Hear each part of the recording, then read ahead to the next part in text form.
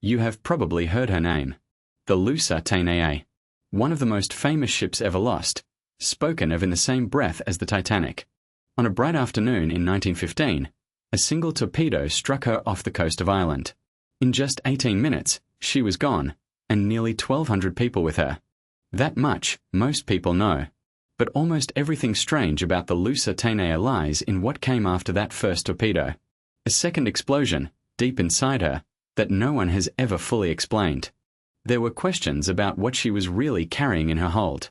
And there was the slow, fateful way the most powerful neutral nation on Earth was pulled, step by step, toward a war it had sworn to stay out of. This is the story of a famous ship, and of the things about her last crossing that are still argued over, more than 100 years later.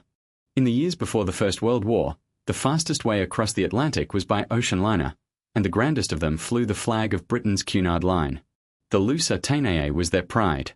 When she entered service in 1907, she was one of the largest and fastest ships in the world. She could cross from Britain to New York in under 5 days, and for a time she held the record for the fastest crossing of all. People called ships like her the Greyhounds of the sea.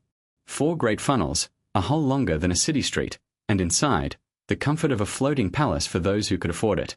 But the Lusitania was not only a passenger ship.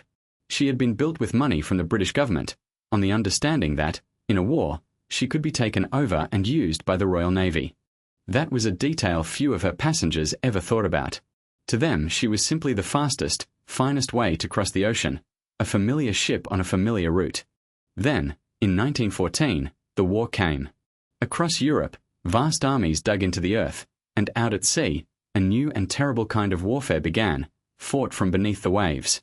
Germany had a weapon the world was only beginning to understand. The submarine. The U-boat. And it would change the rules of the sea forever. By early 1915, Germany made a fateful announcement. The waters around the British Isles were now a war zone. Any enemy ship found in them might be sunk on sight, without warning. It was a direct threat to every vessel sailing to Britain, including the great passenger liners. And yet the liners kept sailing, and people kept booking passage on them.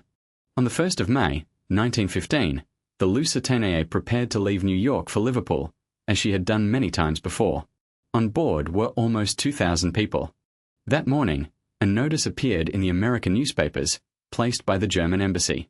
It reminded travelers that a state of war existed, and that ships flying the British flag sailed into those waters at their own risk. On some pages, that warning sat directly beside the advertisement for the Lusitania's voyage. But few took it seriously. Surely, people told themselves, no one would sink a passenger liner full of civilians. There was something else aboard her that day, down in the hold, below the passengers and their luggage. The Lusitania was carrying cargo for a country at war. Among the cargo were more than 4,000 cases of rifle cartridges, over 1,000 cases of shrapnel shells, and cases of fuses. Munitions, bound for the British war effort. Whether that cargo mattered to what happened next is a question still argued today. For 6 days, the crossing was ordinary. The Lusitania steamed east across the Atlantic, her passengers dining and walking the decks, the war still far away beyond the horizon. But ahead of her, off the southern coast of Ireland, a German submarine was waiting. U-20, commanded by a young officer named Walter Schwieger. U-20 had already had a long patrol, and was running low on fuel and torpedoes, preparing to turn for home.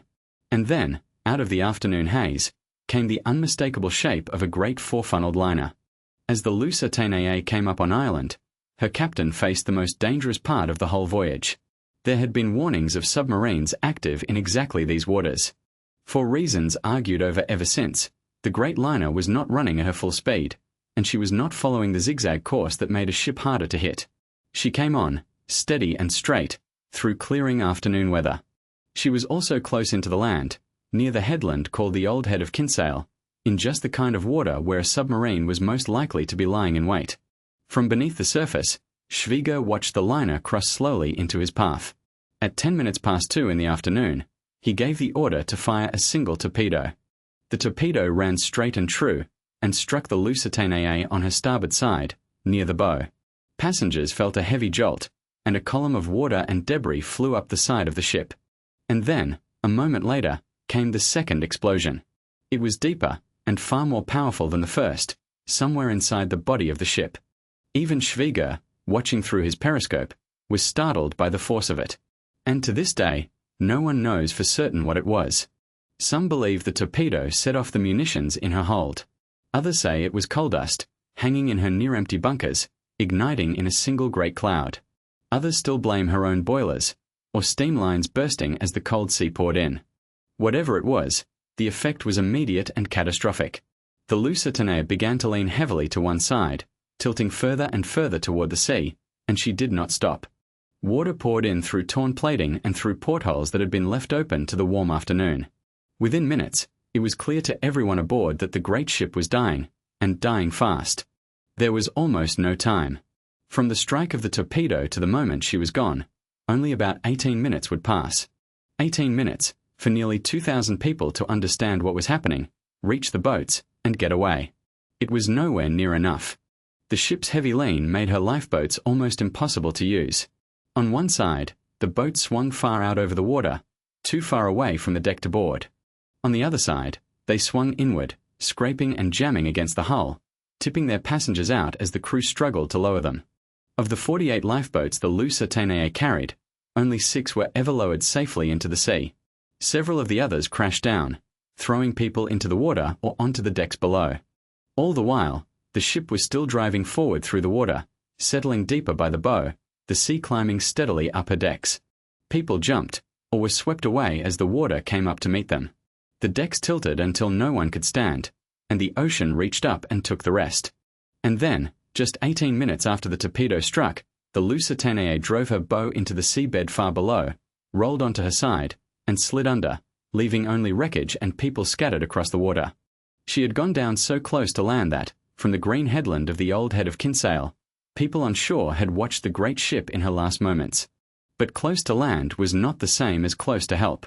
There were no rescue ships standing by, and the nearest harbour, Queenstown, was hours away. So the hundreds of people now in the water were left to wait, in the cold sea, clinging to wreckage and to overturned boats, hoping that someone would come. When help did come, it came as it so often does in these stories, from ordinary people. Fishing boats and small craft put out from the Irish coast and made for the wreck as fast as they could. They saved everyone they could reach. But many had already slipped beneath the surface, or died of cold and shock, before any boat could find them. When the counting was done, nearly 1,200 people had died. Among them were almost 100 children, and many infants who never had a chance at all. And 128 of the dead were citizens of the United States, a country that, at that moment, was not at war with anyone. 4 days afterward, bodies were carried into Queenstown and laid out in long rows. Many were buried together, in mass graves, in Irish soil, far from home. From almost the first moment, the sinking of the Lusitania raised questions that have never fully gone away. The first of them was that second explosion. The Germans said it proved the ship was carrying munitions, and so was a fair target of war. The British insisted she had carried only harmless cargo, and was an innocent passenger liner. Both sides were shading the truth. She was carrying munitions, that much is now beyond doubt. But whether that cargo could really have caused the explosion is something experts still cannot agree on. Then there were the questions about the voyage itself. Why was such a valuable ship sent through dangerous waters with no naval escort to protect her? Why was she traveling slowly, and in a straight line, when speed and a zigzag course might have saved her? Some have wondered, ever since, whether she was deliberately left exposed to draw a neutral America toward the war. There is no solid proof of any such plot, and simpler answers, confusion, overconfidence, and plain bad luck, explain most of what happened. But the questions have never quite been laid to rest. The official inquiry, in the end, placed the blame where it most plainly belonged, on the submarine that fired the torpedo, and the nation that had sent her out to do it.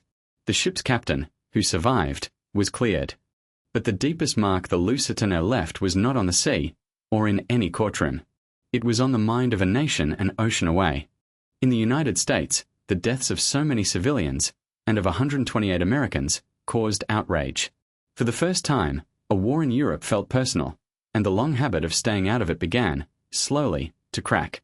It did not happen all at once.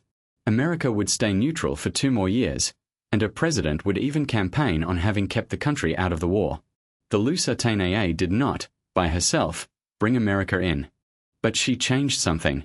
When the United States finally did go to war, in 1917, the memory of the Lusitania was there, in the speeches and on the posters, a single word that stood for the day the war had reached across the Atlantic and touched them. A famous ship, a single torpedo, and a second explosion still unexplained. 18 minutes that helped turn the course of a world war. In our next episode, we come at last to the most famous shipwreck of them all, the one ship whose name everyone knows, and to how much of what we think we know about her may not be true at all. Subscribe so you don't miss it.